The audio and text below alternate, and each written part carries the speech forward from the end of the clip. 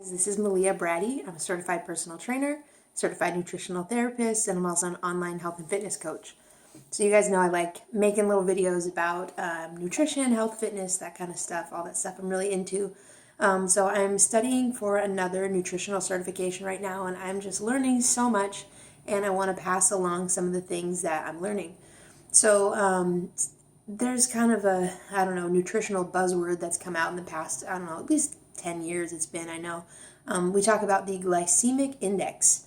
If you don't know what that is, you probably hear foods that are high GI, low GI, all this stuff. And it's referring to foods with carbs in them, and we categorize them as being high or low GI. So what does that mean to you?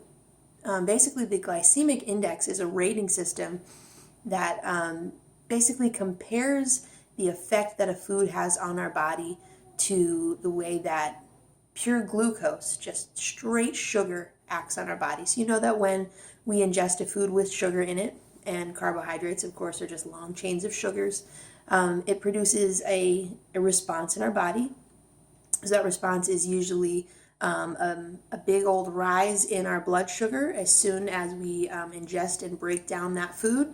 And then shortly thereafter, there's a surge in insulin. And insulin is our body's response at kind of reining in that blood sugar spike, bringing our blood sugar back down because our blood sugar gets too high. It's toxic to us. People with diabetes have to be very careful with that. That's our body's defense system against super high blood sugar, is releasing insulin.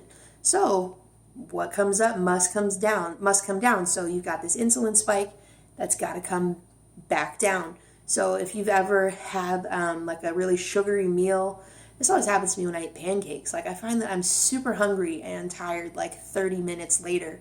And I'm like, man, I shouldn't even have eaten anything because now I'm hungrier. And what happened is my blood sugar went sky high because I had such a sugary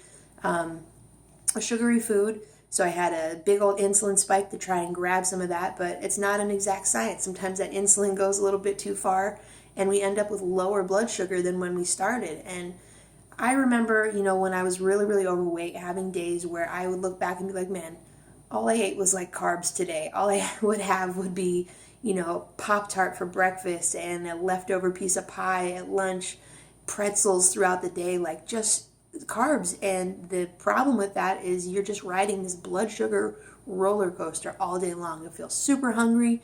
You go out and grab some of that carb-rich food. It makes you feel really good and full of energy for a little while, and then you crash, and then you look to find some more, and you're just doing that all day long. What's going on? Yeah, it's that blood sugar crashing, spiking up and down. So the GI scale is something that we use to kind of rate foods to see how much of an effect they're going to have on that process. So if you have a food with a GI glycemic index of 100, it means it acts on your body, meaning it produces the same insulin rise as pure glucose would.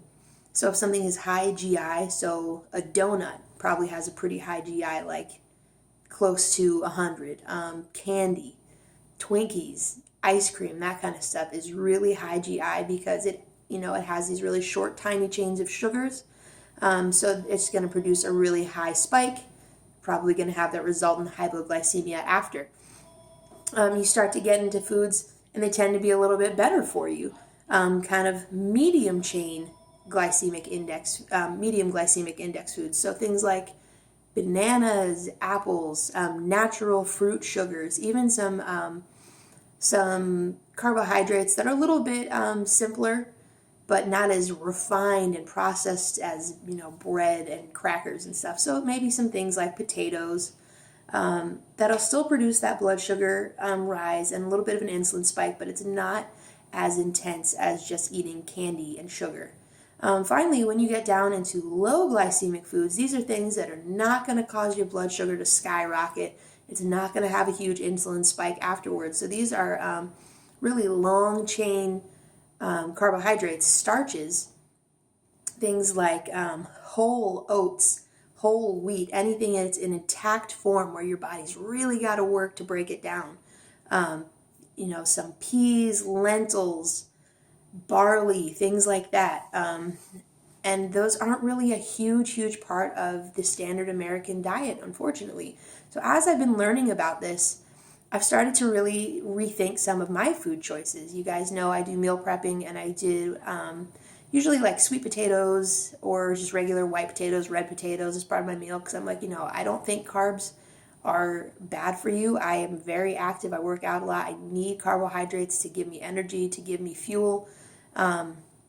So I've just started to rethink those because I'm realizing that those things are causing me to have that insulin spike. They're causing me to feel a little bit hungry later on. So I've started playing around with it. And this week in my meal prep, I've used barley and black beans. And I picked barley specifically because it's very, very low GI. And the same with beans. So what makes a food lower on the GI scale? Like I talked about, it's got a longer chain of carbohydrates, starches, that's a little bit harder for your body to break down, but also the addition of fiber. So the more fibrous something is, the lower GI it is. That means it takes your body longer to digest and absorb all of that. So it's not going to cause that really quick spike. It's just a nice gradual rise, and then your insulin comes and releases, and that blood sugar will gradually go back down. So it's not as intense. You're not going to be, way up on the sugar high and then crashing later on. So I've started to include more foods like that. So as I'm studying this, the study materials pose the question, is it possible to have a high carbohydrate diet and a low GI diet? Because it's kind of on two ends of the spectrum. There's a super low carb diet. I've mentioned before, I'm not personally a fan of those, but I know many people that swear by them. I'm not attacking that by any means. I've gotten some kind of nasty messages about that.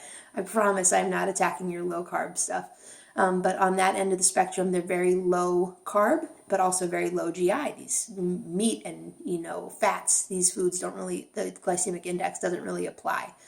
On the other end of the spectrum, say like a vegan diet, is very high carb, because that's where most of their foods are coming from. So all these vegetables might not have a huge amount of protein or fat, but they're very high in carbohydrates.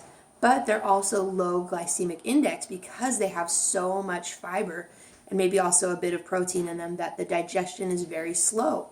So I actually think that a plant-based diet is one of the healthiest diets that you can have. Plants are really amazing. I studied botany quite a bit in college, so I know a good amount about these pretty amazing properties that plants have, and I think they're really, really beneficial for the diet. So I wouldn't want to eliminate those by going to, a really, really low carb diet.